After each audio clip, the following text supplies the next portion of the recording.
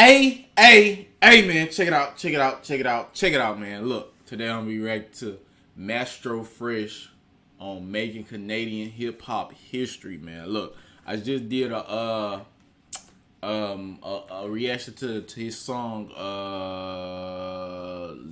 Slide, something called Slide. Let You Slide, something like that. But look, man. Yo, I was introduced to this dude through a dude in the comments. He was like, you need to do this, you need to react to him, you need to start in the beginning. I'm like, bro, what? I go to the dude, I'm like, what? Who is this? Like, I'm like, then it look, it's showing pictures, you know what I'm saying, some video from 1980s. I'm like, what? Toronto niggas was rapping in the 80s? Canadian niggas was rapping in the 80s?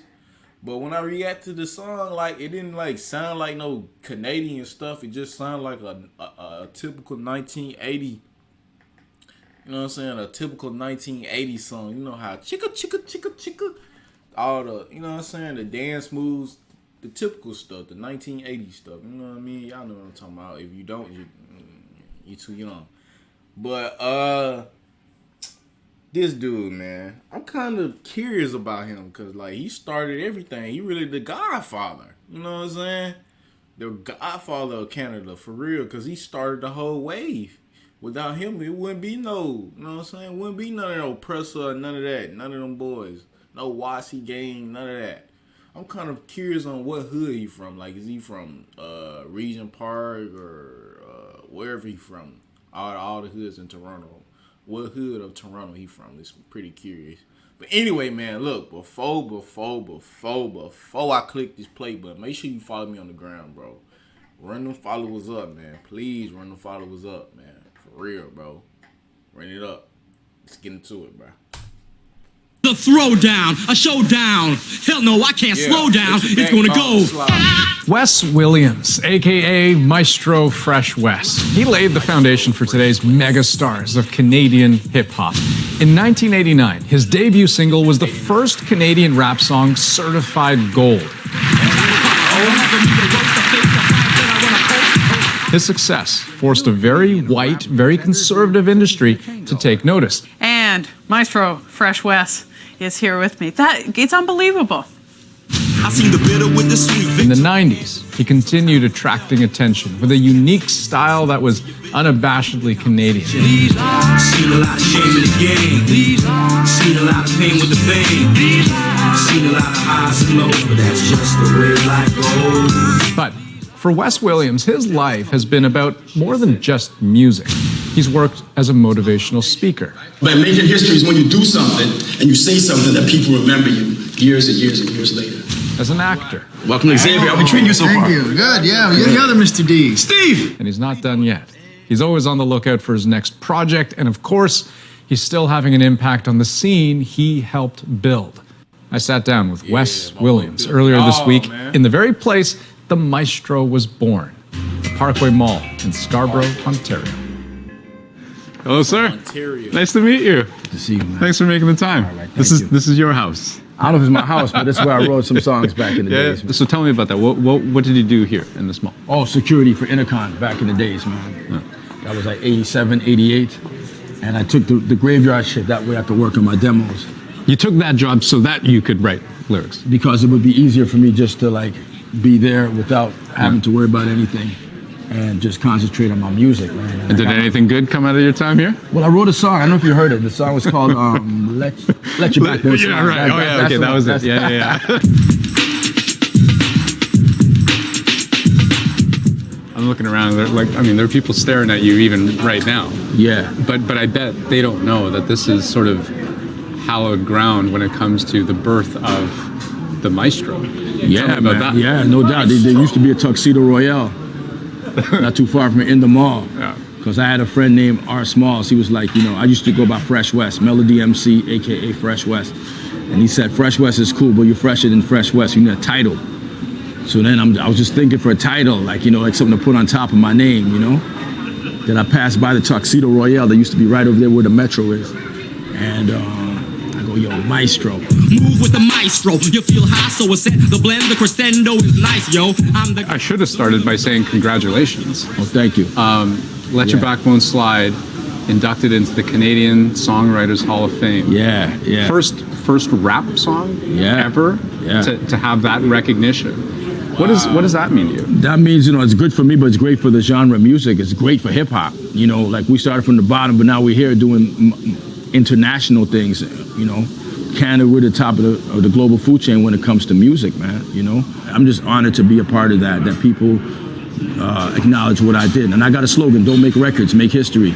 So Let Your Backbone Slide is a part of the history. The cultural impact it made in this country is monumental. So I'm glad I wrote it, This is where I wrote it, right here. 1990.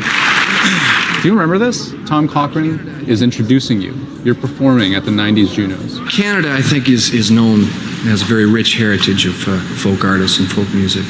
Bruce Cockburn, Murray McLachlan, Gordon Lightfoot, Leonard Cohen. Yeah. But then he says, there's a new kind of folk music, and it's called rap music. And this is Canada's contribution in that area, and he's a great artist. This is a throwdown. Oh, wicked, man. Shout out to Tom Cochrane. That's dope, man. Life's a highway, man, But did you feel then like you were doing something groundbreaking? Yeah, definitely. I didn't know how groundbreaking it was, but we knew we were doing something special. We definitely knew we were doing something special. This is is something in its infancy here that Canada ain't never seen before. You feel me? So I knew. Come on, imagine performing at the Junos. Just let it slide. Just let it slide. Who did that before? I'm definitely onto something. Getting nominated. I didn't win that year, but I was nominated for It was dance, right? for dance because they had no category. Yeah. I'm the reason why there's a Juno for best rap recording of the year. Yeah. There wasn't. Well, that's why they call you the godfather of Canadian hip hop. Better than the grandfather, you know what I'm saying? So, but that I'm that reason, man.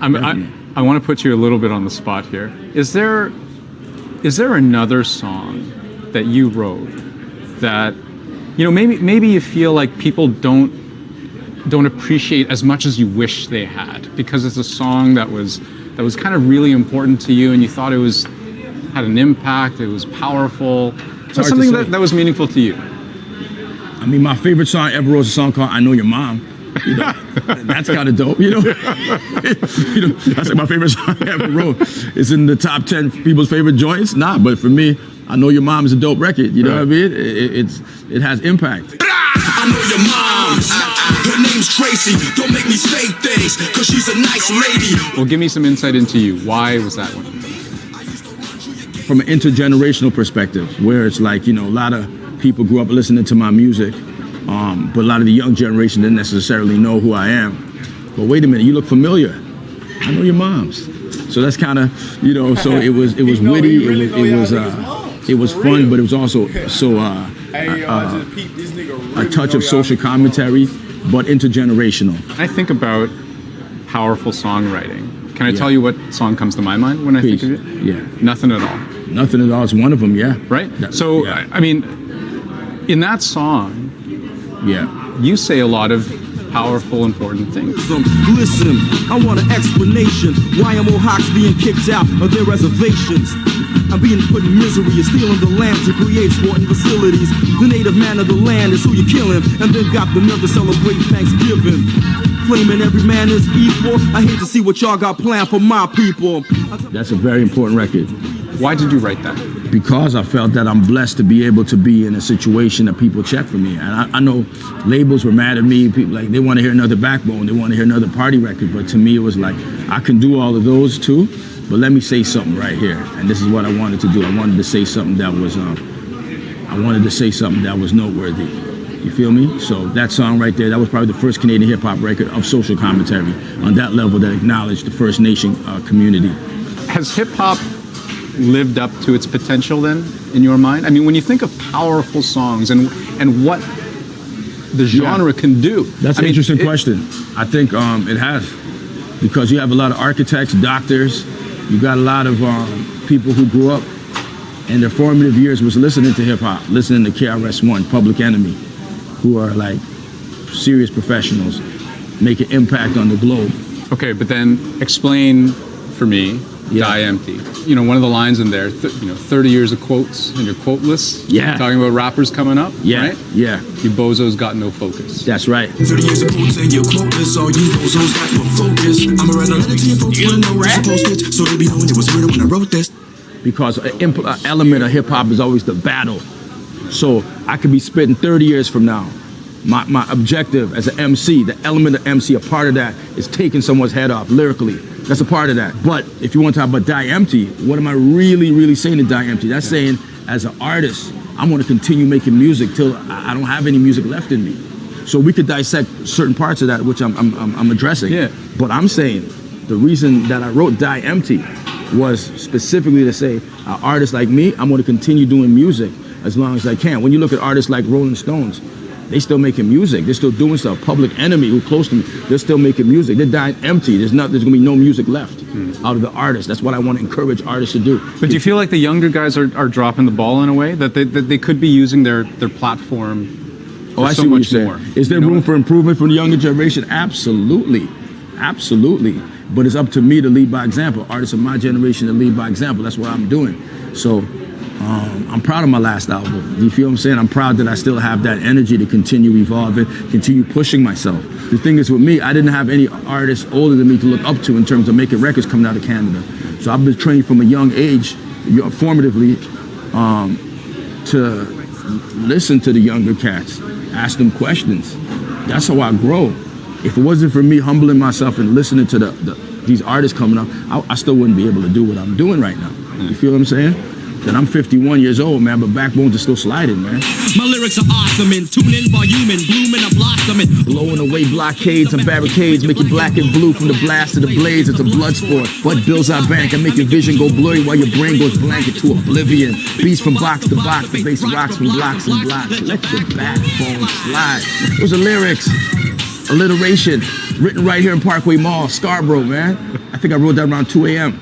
You know what I'm saying? You remember the moment, right? Remember the moment, man, around 2 a.m. Maestro, Yeah, thanks this so was much, good? man. This was good? Really nice talking to you. Yeah, man. Cool.